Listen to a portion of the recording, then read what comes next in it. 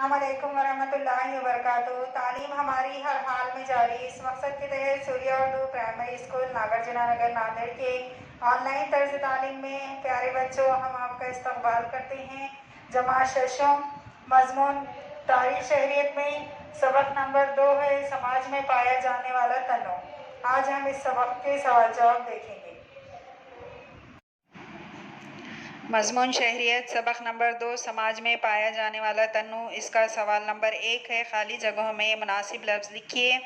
Number 1، مختلف گروہوں کے ساتھ رہنے سے ہمیں ڈیش کا احساس ہوتا ہے، ڈیش میں اجتماعیت۔ نمبر 2، بھارت دنیا کا ایک اہم ڈیش ملک ہے، مذہبی، غیر جانبدار، سیکولر۔ نمبر 3، تعاون کی وجہ سے سماج میں ڈیش مزید مستحکم ہوتا ہے، باہمی انحصار۔ سوال نمبر 2 ہے، ایک جملے میں جواب لکھیے۔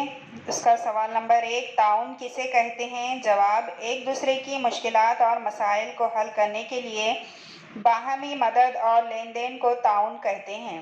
سوال نمبر 2، ہم نے مذہبی غیر جانبداری کے اصول کو کیوں اپنایا ہے؟ جواب، ہمارے ملک میں زبان اور مذہب کا تنوع بڑے پیمانے پر ہونے کی وجہ سے اس تنوع کو پوری صحت کے ساتھ برقرار رکھنے کے لیے ہم نے مذہبی غیر جانبداری کے اصول کو اپنایا ہے۔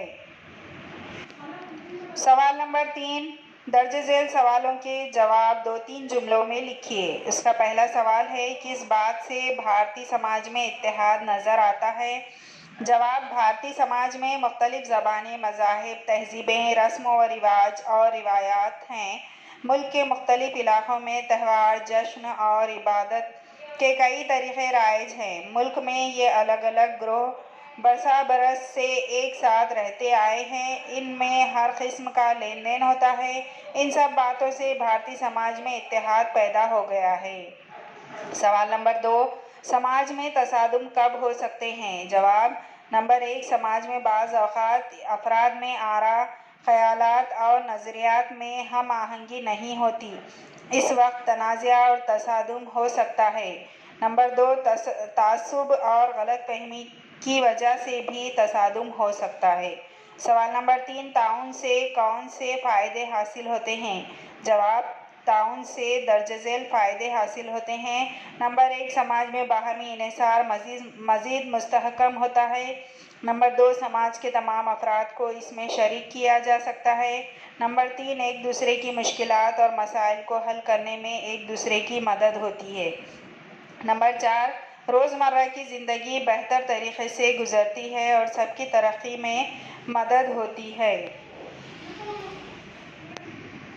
سوال نمبر 4، آپ کے سامنے 2 لڑکے لڑ رہے ہوں تو آپ کیا کریں گے؟ جواب، اس کو آپ اپنے طور پر لکھ سکتے ہیں۔ جواب، میرے سامنے لڑنے والے دونوں لڑکوں کو پہلے آس پاس کے کچھ لوگوں کی مدد سے ایک دوسرے سے الگ کروں گا، انہیں پرسکون کرنے کے بعد ہر ایک سے لڑائی کا سبب دریافت کروں گا، جس کی غلطی ہوگی اسے سمجھاؤں گا، انہیں لڑائی جھگڑے کے برے نتائج سے آگاہ کرنے کی کوشش کروں گا، دونوں کو سمجھا بجھا کر ان میں دوستی کروانے کی کوشش کروں گا، دونوں کے گھر والوں کے کان پر یہ بات ڈالوں گا اور کوشش کروں گا کہ ان کے درمیان دوبارہ جھگڑا نہ ہونے پائے۔ سوال نمبر 2، آپ اسکول کے وزراء کی کابینہ کے وزیر اعلیٰ ہیں، آپ کون کون سے کام کریں گے؟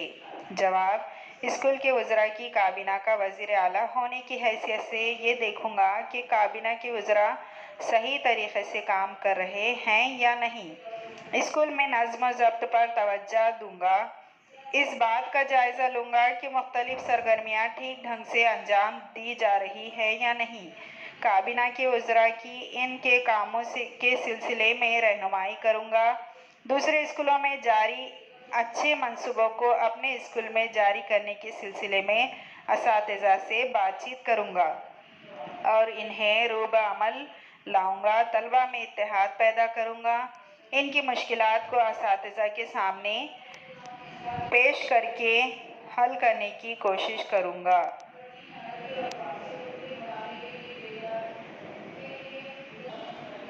یہیں پر اس سبق کے سوال جواب ختم ہوئے۔ آپ इस सबक के तमाम सवाल जवाब अपनी फेयर कॉपी में लिखकर मुकम्मल कीजिए।